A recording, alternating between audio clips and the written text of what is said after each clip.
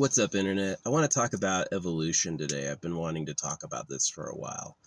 So, I was raised on classic philosophy, and I think of philosophy now as like a funny word for like scamming, right? It's like you're going to talk about life. They must not know. You can tell them anything, right? So, anyway, evolution changed philosophy a lot because philosophy used to be about divinity. Yeah, it used to be about a special nature. And what evolution says is whatever survives thrives. So evolution means that it doesn't matter who's good, it doesn't matter who's right. You're not a being created by a god.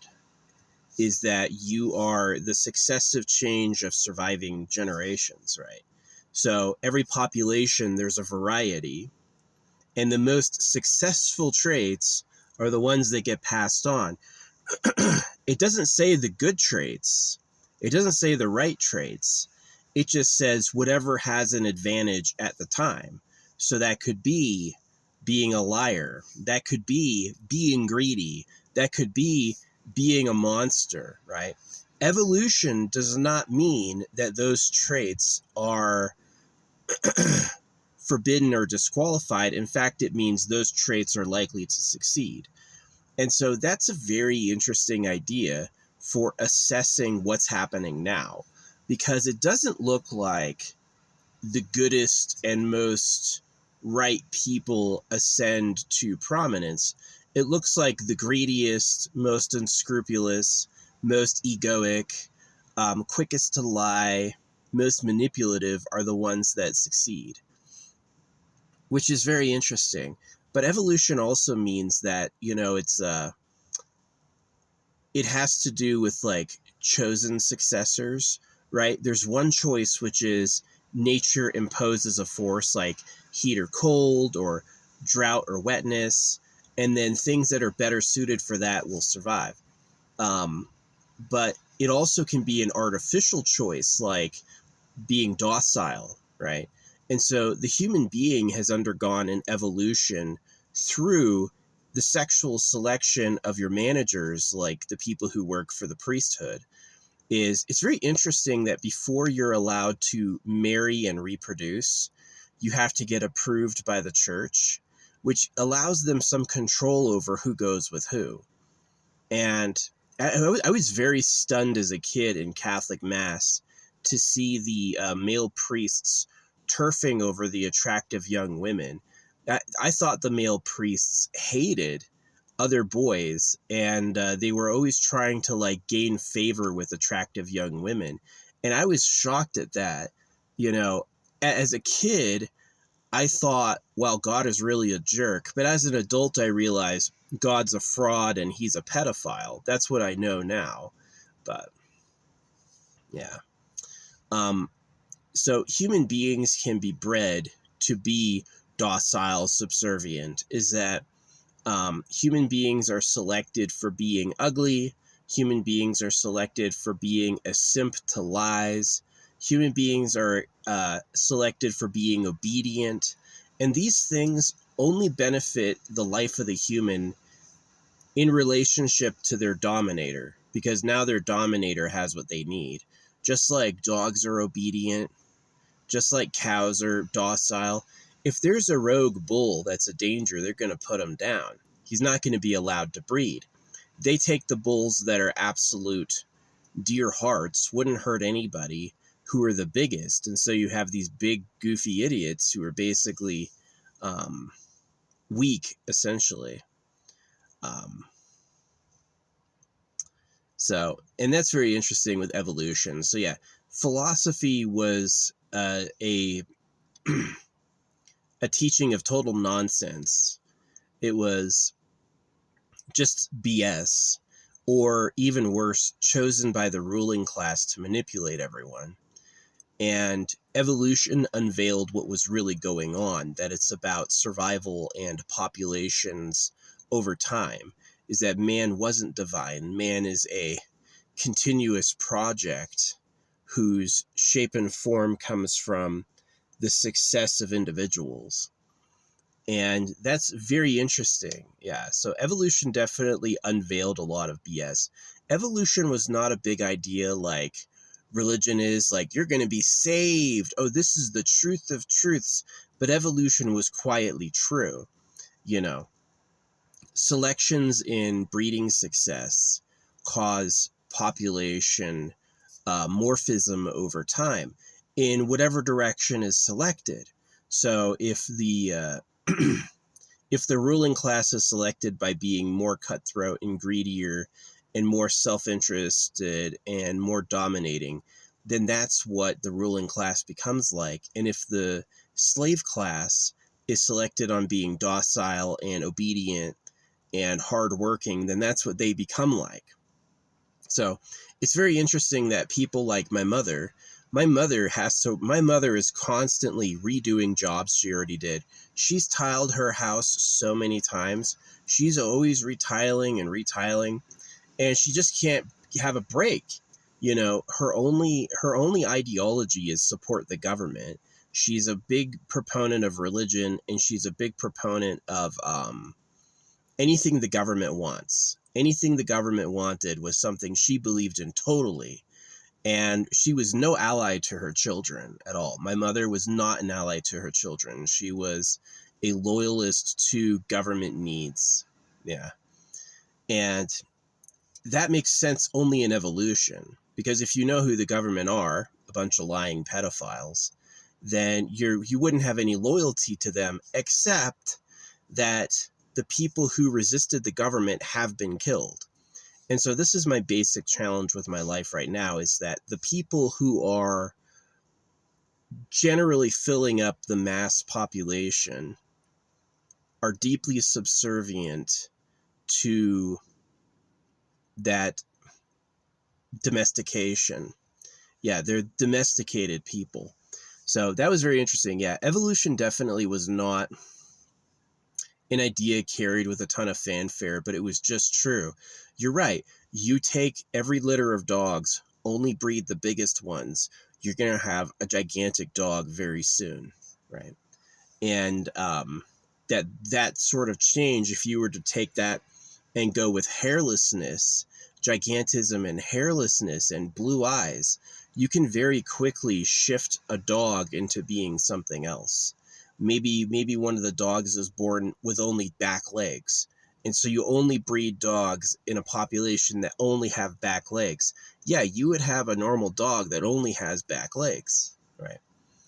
And that this is what happens. So, yeah, evolution was a huge idea because it changed how we saw reality. Reality used to be divinity and man being created by God for his pleasure, to being man is a continuous project whose shape and form is determined by successful breeding operations. So, and it really took like the goodness out of people, and it made people primarily selfish, twisted. You know, a person isn't good. A person does what they have to do to succeed in breeding. So that has all sorts of devices. Some of them look good, some of them look bad.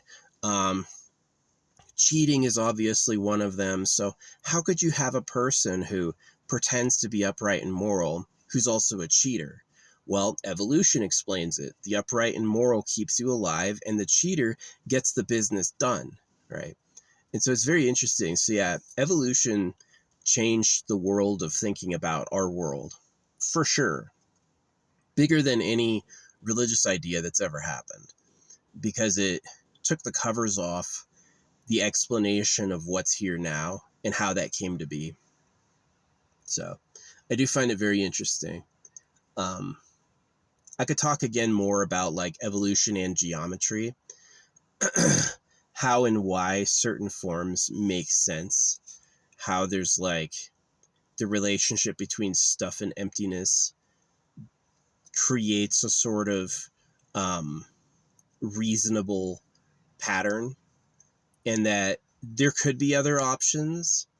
Definitely, like having only two eyes is obviously ancient. Obviously, this goes back to the age of fish, right? But it doesn't have to be that way. So, I mean, what happens is what happens. So, I guess there's something to be said about like energy use. You could have 20 eyes, but now you have 20 things to protect, and now you need all the energy to run them and process them. Maybe two is efficient. So, yeah. Anyway, I don't want to get too far off subject, but I do definitely respect as like a person who was raised in traditional philosophy. Like I'd read the full works of Nietzsche, Aristotle, all those people before I was 12. You know, I already knew all that. And honestly, I think they're rubbish. They're just, it's like that game Pull My Finger. He's just running a hustle to eat and breed. And all the grand philosophy is just noise to get that done. And that the real idea was the observation that um, every animal is slightly different within a species, and that successful ones create the new pattern going forward, and that this progress over time has dramatic effects. And that explains human society way more than God ever did. Yeah. And it even explains God, that God is a successful trick. Hey, the maker of all this told me to tell you. That's a big deal. That got a lot of people, that got societies, that made and once the rich are established, then you have like this force trying to keep the established power going. And as you have more generations of the only people who survive are willing to accept the BS, then you have a broken docile subspecies like a slave class, which is definitely, as a person trying to give everyone the best future, is a big concern to me. I'm not sure how you're going to make it with those sorts of circumstances. So anyway, yeah, it's definitely an issue. The ruling class becoming more rigid dominators and the slave class becoming weaker and more susceptible to agree with nonsense. Like it is really frustrating to hear people like, there's a 0% chance Jesus Christ was the only son of God and you have to believe in him to be saved from hell. There's a 0% chance of that, but there's a 100% chance that's a manipulation to circumcise you over breeding rights. That's 1,000% chance. You know, it's a 0% chance a human being was told to talk for a being who can speak. It absolutely, the Bible many times says God can speak, God can communicate. And then why would it be that he told one person to tell the rest of us? Wouldn't he just tell us? I thought you said he made every single animal in a day. He could certainly communicate to everyone at once, right? And the answer is it's a scam. It created power and control. So, which is a big deal because it means the people benefiting from the power and control are still around. If there's still a free religious building on every corner, then that means that they're still pumping it. Yeah. That's kind of the other thing about like, not really evolution, but decay. To keep a structure going takes some sort of active renewal. And if human beings give up pumping something, it quickly disappears and is taken over by the wild again. So for religion to be around, it has to be pumped. They have to be, which it shows it tax-free status, you know, a free Bible in every hotel. You know, it's definitely that someone wants you to read that. And the assumption is that it's for a good reason. And the reality is it's for a selfish reason. Like I'm acting selfishly right now. I don't like being a slave for pedophiles. I want to have a future for myself and my kin that isn't like being a slave to pedophiles. That bothers me. So I'm acting extremely selfishly by doing this. I'm definitely trying to survive and thrive the best I can. And if that means questioning who's in power, that's what it means. So, yeah. I'm definitely concerned that all options seem to be the difference between like Christian circumcised, Muslim circumcised, Jews circumcised, Veda circumcises, Buddhism cuts balls off. You're telling me that all the major religions on earth do male genital mutilation. And I go, who did that? I don't see something that happened purposelessly in a void or from divinity. Because if God wanted a different man, he would just make a different man. He wouldn't need you to get a knife, you know. But it matches evolution, how creatures fight over breeding rights, beach mastering and turfing over the womb, is they would absolutely attack each other over securing it for themselves. And the way these animals turf, they are not kind and giving. You know, these critters will fight to the bitter death over some seeds. They'll absolutely attack and wound each other to try to secure some extra resources for themselves, because that's how they got there. Their ancestors did that, and so that's who they are, right? So that's a very interesting thing, is that, I guess I'll leave on this final point. Evolution does not mean man is good. And evolution does not mean there's goodness. Evolution is just very mechanically what worked, right? And if what worked was being a duplicitous, selfish bastard, then that's what everything is. That's how it works. So, and that is kind of, I agree with Teal Swan. Teal Swan, interestingly, said, to find the truth, turn toward the darkness. And it's true. The darkness has a lot of realities that can't be shaken even in the light. Maybe the light can fight the darkness in a way, but only a little. In reality, like, the bad sides of life are the pretty much real, right? They are realities. Is the stories of resurrections are just stories, and they're stories to try to, like, I don't know. I'm kind of getting off subject, but yeah, I do want to leave on that evolution meant man wasn't good. Evolution meant man was a vehicle for his own success, regardless of morality, which matches the cows, which matches slavery, which matches religion, which matches all these horrendous things. Is there's no one arbitrating morality. It's just very much about what physically got more bodies made and what physically led to survival of who. And it doesn't mean every being has to be winning. Some beings are there deliberately as losers, like cows or slaves, is that they were morphed to enjoy that. And there could be innovations, right? Like an extremely friendly or sociable slave. Now this person has some social status because everybody likes him. So there can be like redemption stories through that, right? Anyway, yeah, that was very interesting. Philosophy was destroyed by evolution.